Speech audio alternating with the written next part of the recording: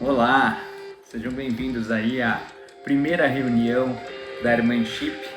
A ideia aqui, na verdade, é eu fazer uma apresentação sobre o que a gente vai fazer aqui, né? Tem alguns vídeos já explicando esse lançamento da comunidade, o que a gente tem por objetivo enquanto plataforma, né, do piloto completo.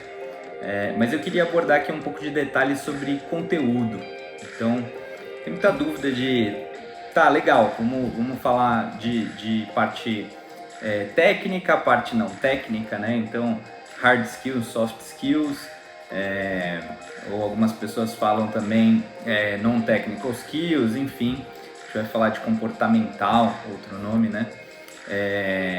Mas a ideia aqui, como o próprio nome diz, né, é tentar contribuir para ampliar o repertório humano e técnico do aviador, seguindo essa linha de desenvolver o tal do airmanship, ou como a gente chamou em português aqui, tentar tornar o piloto mais completo.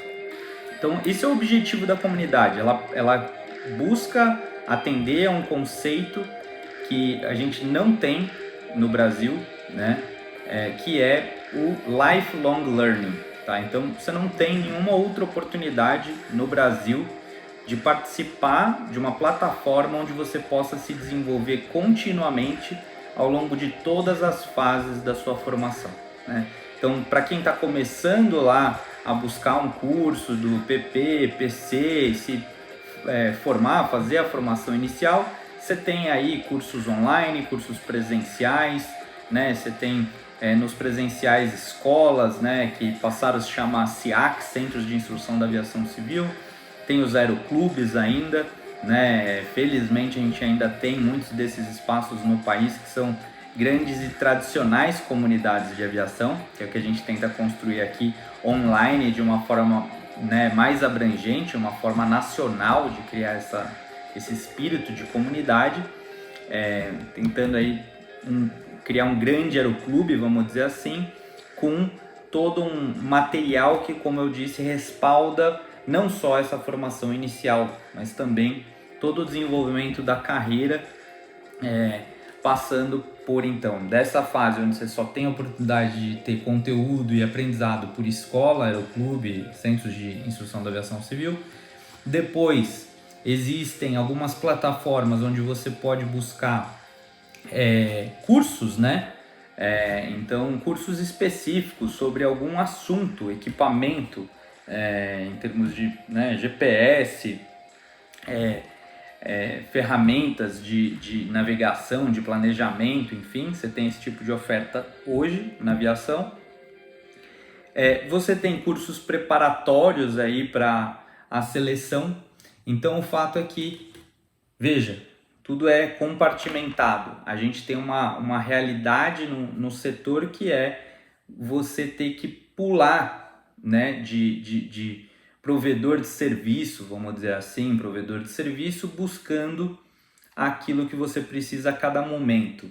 E isso é bacana, tem melhorado, né? A gente aqui vai trabalhar sempre para indicar aquilo que seja recomendável buscar, que seja de qualidade, mas a gente está tentando criar aqui um espaço onde você realmente possa ter praticamente tudo, e isso dentro de um único espaço, tá? E o principal é esse foco.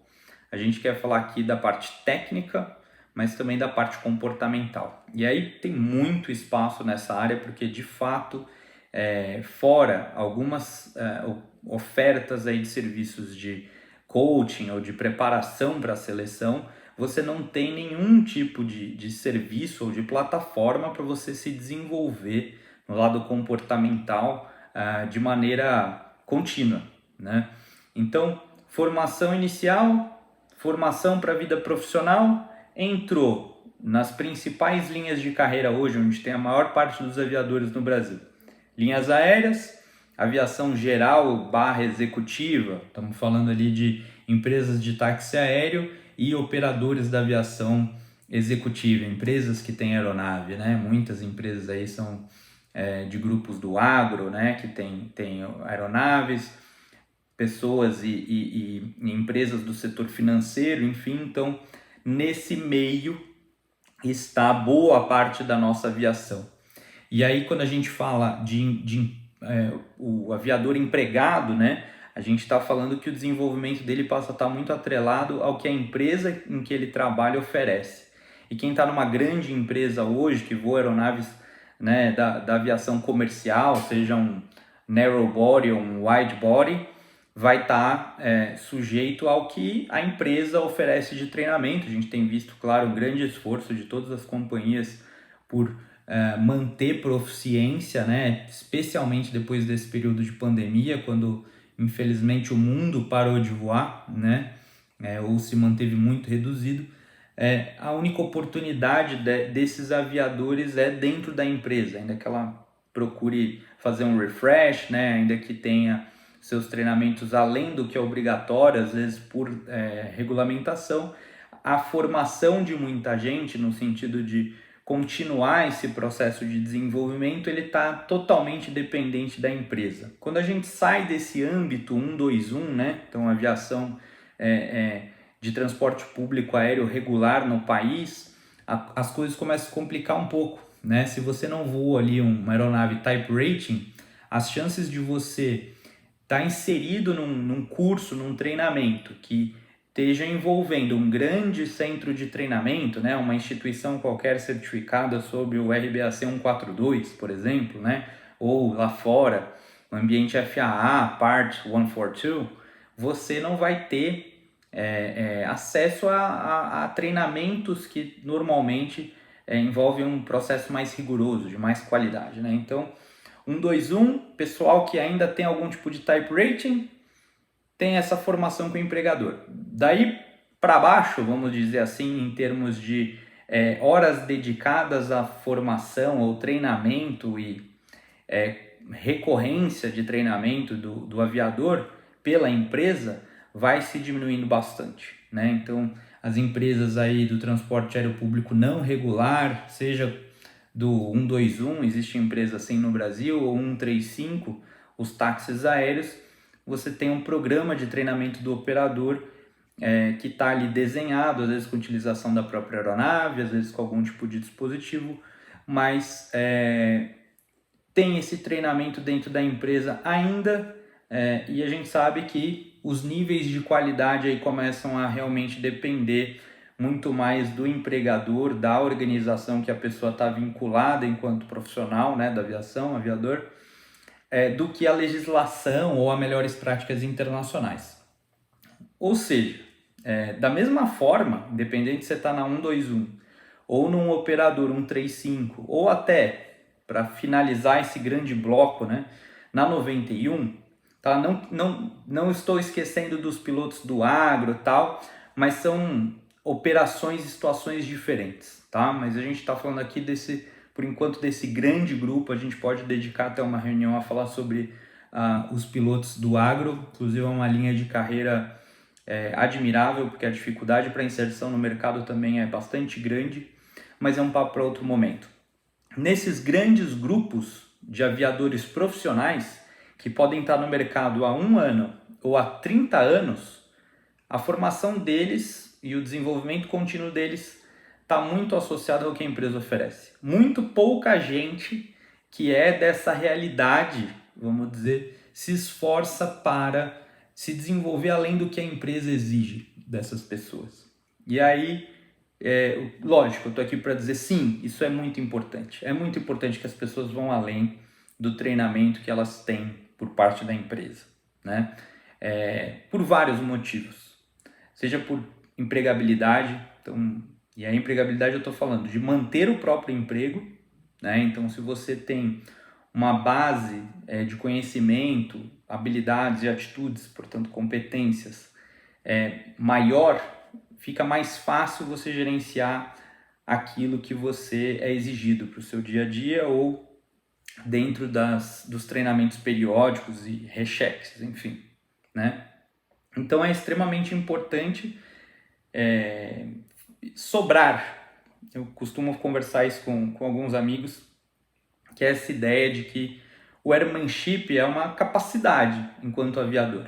A gente não quer ter uma capacidade que esteja diretamente à altura dos desafios que a gente vive no dia a dia. A gente quer que essa nossa capacidade, esse nosso airmanship, essa nossa competência enquanto aviador esteja acima dos desafios que a gente vive no dia a dia. Tá? Só para dar um exemplo prático.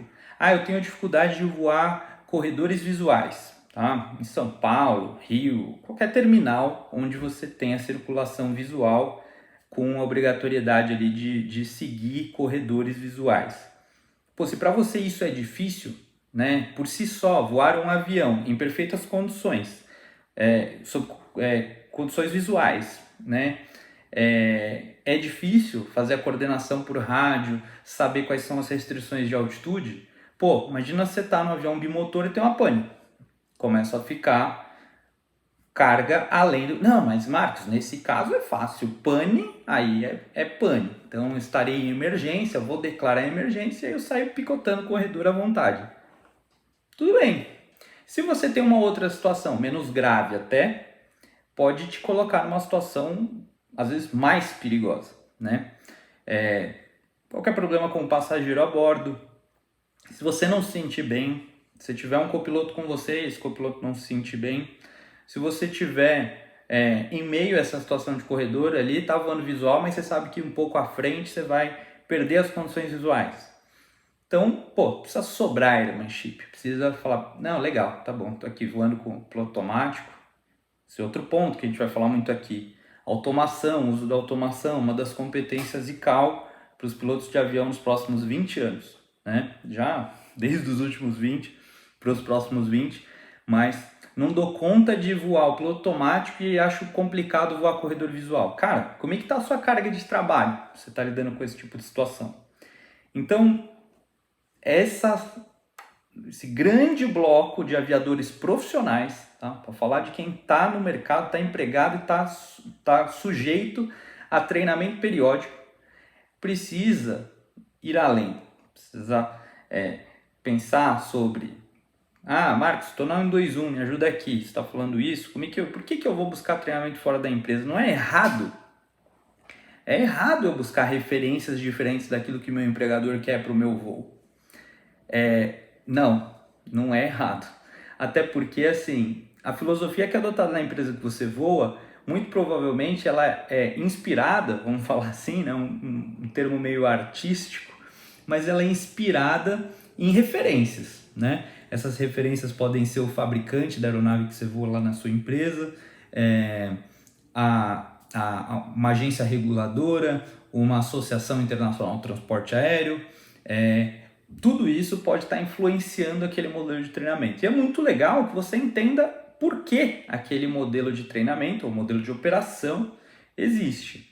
Então, nesse sentido, ir além do básico que te explicam ali a cada 6 meses no simulador, 1 ano, enfim, um treinamento recorrente de solo, você se dará bem por compreender mais a fundo, além daquilo que é o obrigatório de te repassar, né? O próprio estudo dos sistemas da aeronave é algo contínuo, precisa ser feito, não é fácil em algumas aeronaves, alguns equipamentos eles exigem muito em relação a memory items, diversas, né, questões e condições que o modelo do avião impõe, né? A gente, então, aqui contribui para, primeiro, ter reflexões como essa. Talvez nos papos de hangar que a gente tem por aí, dificilmente as pessoas vão fazer provocações como essa. As pessoas dentro de uma realidade de uma comunidade aeronáutica presencial física, de hangar, elas, já percebeu? Elas tendem a concordar muito. Assim, né? Então, alguém fez uma caca. Um primeiro falou assim, que bonito. Acabou o aprendizado. Não tem chance nenhuma de qualquer outro aviador que está ali ir contra aquele primeiro posicionamento, vamos dizer. Né? Então, assim, dizer, putz, cara, não sei, acho que não é tão bonito isso assim. Todo mundo gosta de máquina, todo mundo gosta do barulho, todo mundo gosta de velocidade, de altura, enfim, de precisão, manobra. Mas tem situações que não são bonitas, e aí percebe? Você já deve ter vivido isso, né? Então esse ambiente, ele é um pouco mais adequado nesse sentido da gente questionar. A ideia também não é ser chato, não é acabar com a graça das coisas, não é tirar a beleza que a aviação tem e esses fatores que eu acabei de mencionar, né?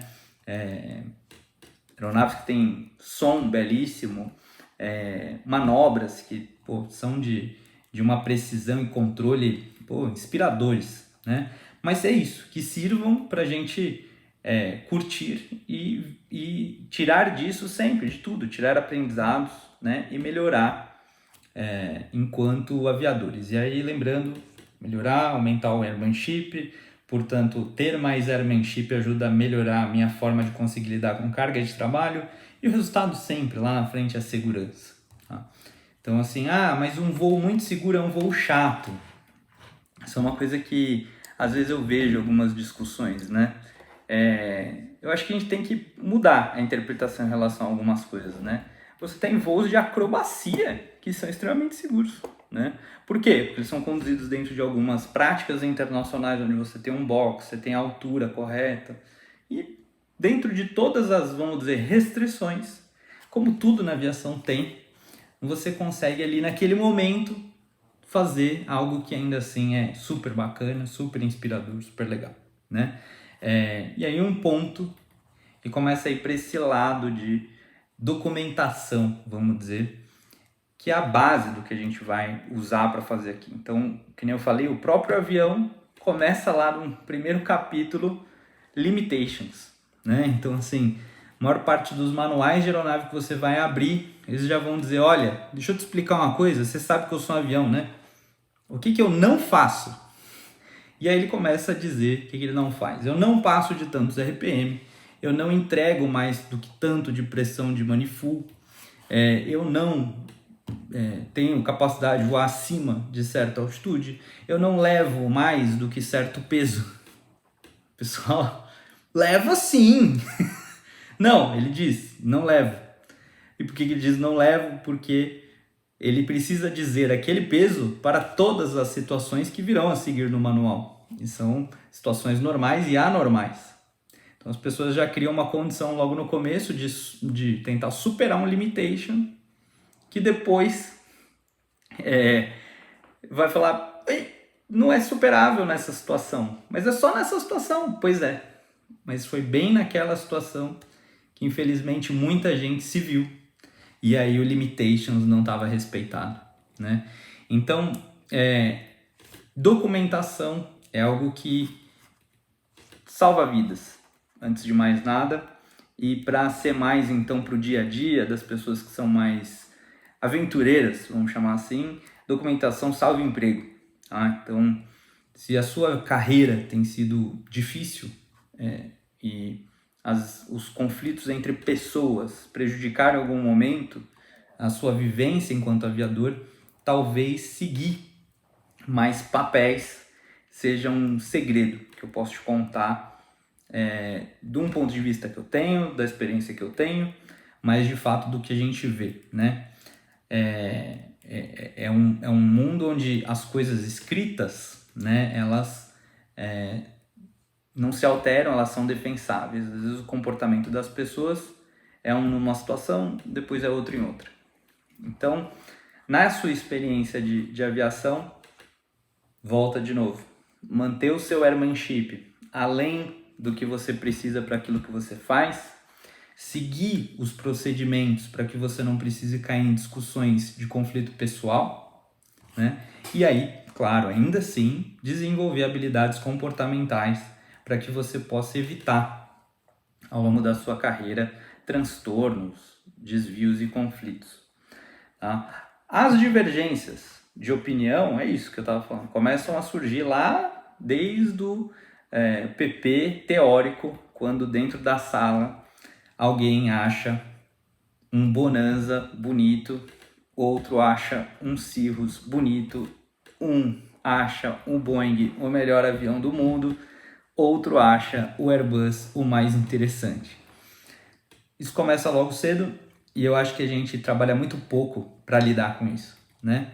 Cirrus é um avião maravilhoso, Bonanza é um avião maravilhoso, Boeing é um avião maravilhoso, Airbus é um avião maravilhoso, até aquele russo que é difícil pronunciar o nome pode ser, para mim, para você, um avião maravilhoso. Cada um, a gente vai aprendendo ao longo da vida aeronáutica, foi desenhado com uma mentalidade, pensando em um objetivo para atender um certo público, executar um certo tipo de missão. Então, todo avião tem suas qualidades e limitations. E é isso que a gente tem que pensar. A gente não tem que ficar chato, mas a gente tem que tentar, então, ser mais positivo. A gente tem que lembrar que as qualidades de um têm seus motivos, as qualidades de outro têm outros motivos. Marcos, mas tem avião tal que é muito ruim. Sim, como todas as indústrias, todos os produtos, nem todos, assim, que nem eu tô falando aqui, né? Tentando a gente sempre ter uma visão positiva e mostrar qualidades. Lógico, tem alguns que são infelizes falhas de projeto, de mercado, tá? Então, vamos voltar pro comecinho? Formação básica, série de conflitos aí, uma série de desafios para você compor o seu airmanship. E é muito mais fácil quando você pode obter ajuda para essa fase inicial, além do seu aeroclube, além da sua escola, além do aeroporto que você convive, né, além da sua cidade, do seu estado, enfim. Poder ter uma visão mais ampla. Eu estou falando de Piloto Completo, é uma plataforma voltada ao Brasil inteiro por ser um conteúdo em português. Pode ser útil a outros países onde se fala português. Pode ser útil para o mundo inteiro. Mas eu sei que, enquanto recurso, a gente vai estar muito mais focado em apoiar pessoas que estão no Brasil, mas a ideia é dar essa visão de mundo, tá? Então, para você que a única pessoa que está certa é o diretor de operações do seu aeroclube, a única pessoa que pode ser referência é o instrutor que voou com você ontem, a única pessoa que fala qual que é o melhor avião é um colega que está um pouco mais à frente no PC, esse espaço está aqui para te ajudar a abrir esse seu olhar de que existe mais do que a opinião de algumas pessoas. E lembro, ainda assim, que é extremamente importante ouvir e tentar absorver na visão das outras pessoas conhecimento do que, por que elas pensam como pensam, tolerar a opinião delas, né? E aí saber fazer disso, ou até de comentários ruins, negativos, formas ruins de lidar com as coisas, aprendizados, né? Para você absorver isso enquanto aviador e fazer uso para sua carreira. Então, no fase inicial de carreira, estamos aqui para ajudar nesse jeito, nesse formato. Ampliar a sua visão, te proporcionar contatos e falar do mundo que está para frente também, tá? Então, o que tem pela frente? Você está se preparando para o quê? Né? A gente hoje entra no PP, um modelo de regulamentação voltado a executar um certo tipo de prova, voltado a executar um certo tipo de formação prática, em regiões do país que tem um certo tipo de equipamento, que prepara para algo que muitas vezes não é a realidade do mercado, né? Felizmente ou infelizmente, com o período da pandemia, a frota brasileira veio se modificando. Muitas aeronaves novas entraram no país, isso é muito bom.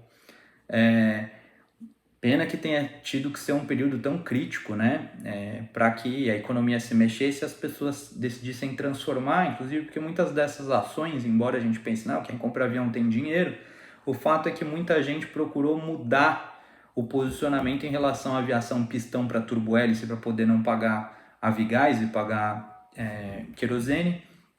Enfim, essas transformações fizeram com que a gente modernizasse um pouco a nossa frota e aí cada vez mais a frota que se voa no mundo profissional hoje é diferente da frota que se tem para a formação inicial. Tá? Então a pessoa que faz a formação hoje sai do PC acostumada a lidar com um número muito limitado de equipamentos e nem lida de verdade com eles, não lida com os recursos que eles têm e vai sentar em aeronaves que têm muito recurso, que têm muita tecnologia e que precisam desse conhecimento para ser utilizado, bem utilizado. Inclusive, o equipamento ele pode se tornar um inimigo do voo se não souber utilizar e ler as informações dele corretamente. Então, esses são papos que também a gente vai ter aqui, dicas de conteúdo, aulas, enfim, né? Passando para o próximo passo que eu estava dizendo, pessoas que já estão no mercado profissional, seja na 121, na 135, na 91, precisam saber além do que o empregador tem pedido, mas não só em relação à aeronave, operação e tal, mas ter uma visão mais de mundo, né? Isso aqui não é nenhum incentivo para todo mundo ficar o tempo todo pensando em largar o empregador, não, vou conseguir emprego para ganhar mais, ou para não sei onde, ganhar mais. Claro, todo mundo quer o desenvolvimento, mas o principal é se tornar um profissional melhor, independente para quem você trabalha, tá? Seja dentro do ambiente da empresa que você está há X tempo, para você passar mais 10 anos com tranquilidade e qualidade no seu trabalho, ou numa visão de ir para algo que seja melhor para você, ou mais adequado, enfim, né? Então a gente consegue aqui falar sobre isso e dar visões, né? Tanto entre mercados, então para quem às vezes está na 121 tem um pouco de visão sobre a 91 e aí os vários níveis que quando a gente fala de aviação executiva, né? Às vezes tem pessoas que estão no Sêneca, chamam de aviação executiva, num Baron, pessoas que voam King, pessoas que voam um jato leve, pessoas que voam um jato maior. Todo esse grupo, né, pilotos dão o nome de voo na aviação executiva. Eu acho que isso ao longo do tempo a gente vai também trabalhar, padronizar um pouco mais. Acho que tem como melhorar enquanto mercado, setor, para a gente segmentar um pouco mais claramente, até porque fica mais fácil saber o que é exigido, né? Então hoje todo mundo sabe o que as principais companhias aéreas do país precisam de um piloto. Agora, e essa aviação executiva, né? Como é que você pode se preparar para aviação executiva, sendo que voar um Seneca é aviação executiva e voar um Gulfstream 650ER é aviação executiva? Fica difícil dar foco em saber o que é esperado e se preparar, né? Então aqui, a gente está aqui para também esclarecer um pouco disso e falar sobre essas trocas. Poxa, eu estou na 121, dá para eu voar então um jato desses de longo alcance? Como que é? Quais são as competências que eu precisaria adquirir? O que eu preciso me preparar para poder encarar isso aí? Tá? Então, essa é uma das questões e possibilidades, essas mudanças dentro do mercado profissional. Tá? E o próprio desenvolvimento, né? A gente tem aqui acesso a muitos materiais e aí dá para fazer provocações. Poxa, Marcos, o que você vai me provocar? Eu sou comandante do 737 há mais de 10 anos, cara. Eu, já treinei bastante, já fiz muito, já engoli esses manuais aí, já fiz vários recheques. Tô sabendo que você não voa 37. O que você tem para me ajudar? Bastante, meu amigo, bastante. Bastante sobre o avião a gente consegue manter, ajudar a manter, tá? Inclusive, você com essa experiência tá aqui não só para obter, mas para contribuir. Então seria lindo também ter desses seus 10 anos de experiência, contribuições para a nossa comunidade sobre o que você viveu, o que você entende que funciona ou não funciona na operação desse avião, o que faz se dar bem, faz se dar mal, né, numa carreira, numa empresa que voa esse avião, enfim, outras questões. Mas você sabe quais são as 8 competências ICAO para pilotos de avião nos próximos 20 anos? Então, esse é um primeiro ponto. Acho que você tem ideia. Não, eu sei o que é um bom aviador, Marcos. Legal, vamos discutir esse conceito. Vamos nos apoiar um pouco no que a IATA e a ICAO estão falando. Porque quem que tá certo? Eu, você. A gente está aqui para aprender, para crescer, né? E várias pessoas tentaram se juntar e dizer o que é tendência, né, em relação a competências. Então, para você que tem muitos anos de experiência, sim, continua sendo uma boa oportunidade de fazer parte de uma comunidade onde talvez as pessoas menos experientes possam te trazer oxigênio, possam te trazer novas ideias, possam te trazer pelo menos inspiração. Tem uma frase que falam de, né, tipo, conto japonês, né? Chegou uma pessoa para um mestre e falou: mestre, não estou inspirado, o que eu posso fazer, mestre, para ficar inspirado? Ele falou: bom, não importa se você não está inspirado, você consegue inspirar outras pessoas? Então, fica essa reflexão, né? Poxa, já conheço tanto, o que eu posso fazer agora? Ensinar, que tal, né? Então, é um espaço para que de fato a gente possa fazer isso e até conhecer os meios corretos para fazer isso. Será que com toda a experiência que você tem conseguido inspirar os mais novos, as pessoas menos experientes, né? Uma frase que eu gosto muito em um dos vídeos aqui no Piloto Completo, lá no Instagram, que eu cito, do Mário Sérgio Cortella, né? Ele fala assim: o conhecimento serve para inspirar pessoas e não para humilhá-las. Então, se você é experiente, eu espero que você esteja praticando esse pensamento na sua vida e usando o conhecimento para inspirar as pessoas, não humilhá-las. Uma coisa muito importante que tem para a gente aprender junto aqui, que eu vejo diariamente na aviação, tanto nos trabalhos como nas interações com os colegas, amigos, novos conhecidos, enfim. Eu vejo que muita gente, infelizmente, segue uma cultura que é a seguinte: eu sofri com isso daí pra caramba. Sofri muito. Os outros têm que sofrer também para aprender. Ah, eu apanhei um monte para aprender isso daí. Então, pô, gafanhoto precisa aprender também, precisa apanhar para aprender também.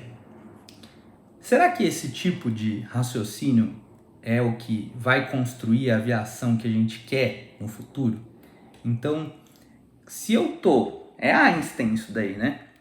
Como que eu posso agir da mesma forma e esperar resultado diferente? Então, apanhei para aprender isso, desse jeito.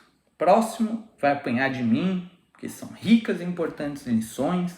Graças a eu ter apanhado, eu tive segurança ou tive emprego. Cara, será que não dá para ensinar do jeito fácil? Claro, as pessoas precisam, né? O processo de ensino-aprendizagem, ele passa muito pela experimentação, né? É fato que as pessoas precisam viver certas situações para que elas possam absorver conhecimento. Mas essa ideia de que o conhecimento, para ser adquirido, precisa estar associado a sofrimento, né? Humilhação, uma forma agressiva de fazer com que as coisas aconteçam, é algo pré-histórico para quem é do setor da educação. E a gente vê isso na aviação o tempo todo. Isso é muito triste. E muita gente que reclama de que a aviação não melhora em certos aspectos, de que a formação é ruim, né? É culpada por praticar esse tipo de situação. Então, assim, é lógico que, de novo, reforço, a vivência ela é extremamente importante, né? Eu sou aqui um baita defensor do modelo de competências, mas eu também defendo que é extremamente necessário time building, fazer hora de voo, ter vivência no voo, experiências de voo, né? Isso constrói muito para o aviador. Mas é claro, tem um monte de gente que tem um monte de hora de voo, não tem base, então não consegue absorver. E aí quando você vai ver, pô, o aviador não tem pé e mão, não sabe administrar o voo, não entende da parte burocrática, não sabe passar um plano, não sabe lidar com colegas, não sabe lidar com o hangar, não sabe lidar com a manutenção, não sabe lidar com o patrão, tá sempre sofrendo. Fala, não, tem um monte de hora de voo. Então sozinho, hora de voo, não constrói nada. Tem pessoas que têm base técnica maravilhosa, entra no avião, trava, não sabe lidar com o patrão, não sabe lidar com passageiros, trabalha em ambiente comercial, não tem um bom relacionamento com os colegas, então não tem o traquejo, não sabe dar solução para as coisas rapidamente, né? Então assim, tem muito conceito na cabeça, mas para tomar decisão não vai. Por quê? Não vai, porque exercitou pouco alguns conceitos, embora tenha aquelas ideias, exercitou pouco. E isso é uma coisa que acontece, inclusive, na falta dessa recorrência, né? A tal da experiência recente.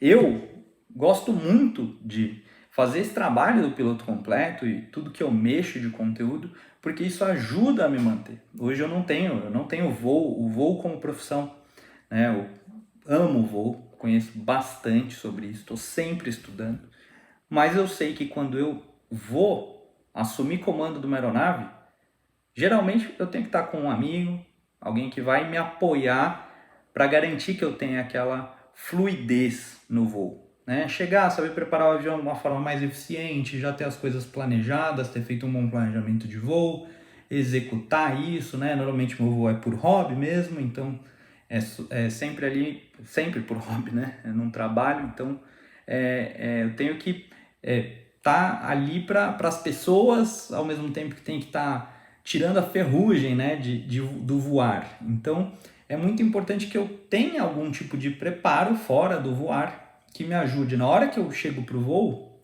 executar as coisas com fluidez, ter integração suficiente com uma pessoa que possa me ajudar de forma eficiente. Então, para isso que estamos aqui, gosto muito disso. Eu acho que todo mundo tem que praticar essa manutenção da proficiência, tá? Então, pessoas muito experientes, às vezes um pouco enferrujadas, pessoas experientes sem progredir, pessoas experientes sem inspiração. Bem-vindos. Sejam bem-vindos, vamos nos inspirar, vamos manter nossa evolução contínua, isso é extremamente importante. Ninguém pode parar no tempo, ou as coisas param. Marcos, e para frente, hein? Você falou que tem um ciclo, né? Pois é, e depois, essa é a grande coisa, né? O que é o auge da carreira do aviador, vamos dizer? E o que é o declínio, então? Se ele tem uma ascensão e tem um auge, é como se fosse uma curva normal, né? Tem pessoas que começam e acabam a carreira aqui, pessoas que começam e acabam a carreira aqui, pessoas que levam a carreira e acabam lá. Como é que a gente tira proveito, né, de mais tempo? Pô, Marcos, mas a aviação é um setor extremamente dinâmico. Conheço pessoas que já lidaram com inúmeras crises, perderam o emprego, ficaram anos sem. É verdade, a gente está muito sujeito ao cenário. É por isso que a gente tem que estar sempre o mais bem preparado possível, não para o empregador, para nós.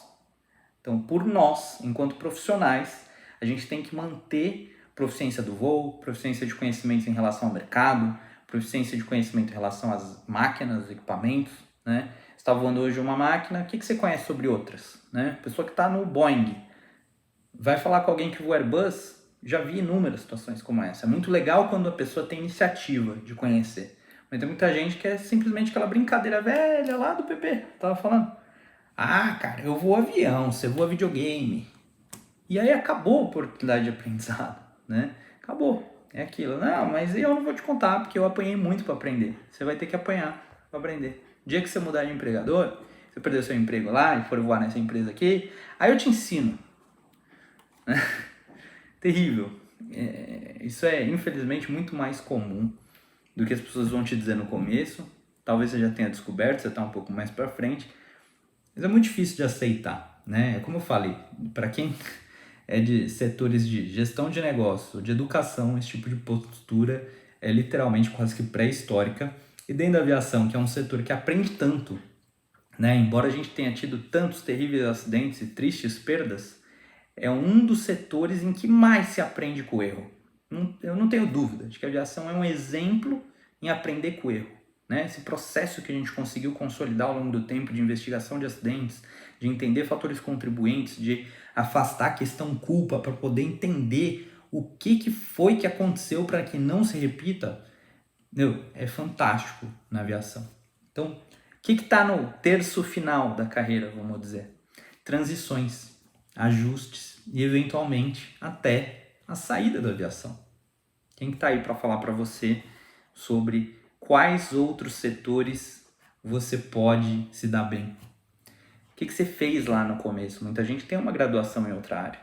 Como que você trabalhou ao longo da sua carreira para que você tivesse um plano B? O que você construiu em termos de networking para que você pudesse em algum momento falar, não quero mais voar, ou não posso mais voar, o que eu faço? E aí por isso que a gente vem desenvolvendo um curso que era para a gente ter conseguido ter o lançamento no início da pandemia, até hoje não saiu, mas que chama Transitions, tá? É um curso pensando em entregar para você já num pacote, né, vamos dizer assim, uma série de reflexões e ferramentas para que você possa começar a pensar um processo de transição, tá?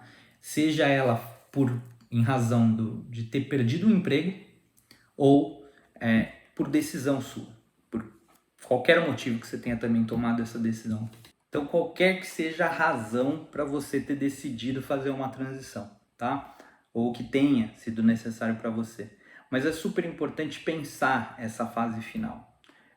Eu tive contato com muitas histórias de aviadores, infelizmente alguns que tiveram vícios, né, para tentar suprir a falta dessa dinâmica, né? O dia a dia da aviação, principalmente quem se envolve com grandes equipamentos, operações internacionais, isso de fato cria um certo orgulho, né? Que depois, quando você sai de uma oportunidade de trabalho dessa, parece que tudo é pouco, né? Como é que a gente se adapta a entender que funções não são pessoas, né? E que se a função deixa de existir, a gente continua existindo como pessoa, a gente continua tendo o mesmo valor, né? E que também função não faz valor, né, de pessoas. Faz valor nas pessoas conhecimentos, habilidades e atitudes. Que a gente trata aqui de um ponto de vista profissional, mas é por isso que a gente fala em ampliar repertório humano e técnico. Porque apesar das competências terem esse viés acadêmico ou profissional, são elas o meio que as pessoas têm para se realizar. E aí na realização que a gente encontra a satisfação pessoal, né? Então, esse último terço de carreira é algo que as pessoas não pensam. Até porque o caminho ele é tão desafiador numa carreira de aviação que ele faz as pessoas duvidarem desse último terço. E aí quando elas chegam lá, nem acredito que eu fui 20 anos aviador numa empresa, o que eu vou fazer agora, né? Ainda tenho tempo para me aposentar do voo, mas e aí, será que eu troco? Será que eu vou para executiva? Será que não? Então, a ideia também é contribuir para essas reflexões e contribuir com ferramental e networking. Existem formas de você mudar de setor, existem setores que são mais favoráveis ou menos favoráveis para quem sai da aviação, no sentido de otimizar, né? Usar as competências. Sempre que você muda de setor, você tem um tempo para sua adaptação e também para conseguir ter sucesso às vezes. Não é tão simples você de cara ter o mesmo nível de remuneração, você ter o mesmo nível de responsabilidade quando você muda de setor. Mas tem formas de lidar com isso, formas de buscar se preparar. Então, é isso que a gente vai fazer aqui e sempre a gente vai estar associando a cada coisa que a gente conversa aqui um material de nível internacional que tenha sido elaborado por instituições respeitadas, que tenha sido provado por diversas pessoas. Então, quando a gente fala das 8 competências ICAO para pilotos de avião, a gente sabe que ter pé em mão é importante, que ter uma boa aparência, atitude, né, comportamento, enfim, é importante, são as coisas que vão falar no dia a dia, mas a gente também sabe que o conhecimento sobre automação é importante, o conhecimento sobre regulamentação é extremamente importante. Quantas pessoas já estão há anos numa empresa, já são PLA, né, e se esquecem de elementos básicos do regulamento, ou se esquecem como que é se adequar à regulamentação específica da empresa para a qual trabalham, né? Então, todo esse processo de carreira é objeto do que a gente vai fazer aqui, porque tudo isso é buscar se tornar, se possível, um piloto completo. Ter mais airmanship. Airmanship é aquilo que possibilita a gente lidar com segurança, né, de forma saudável, com a carga de trabalho. Se sobra airmanship, carga de trabalho é gerenciável. Se isso é gerenciável, a gente tem um voo seguro e uma carreira também mais segura. É isso. Até os próximos encontros. Bons voos para nós.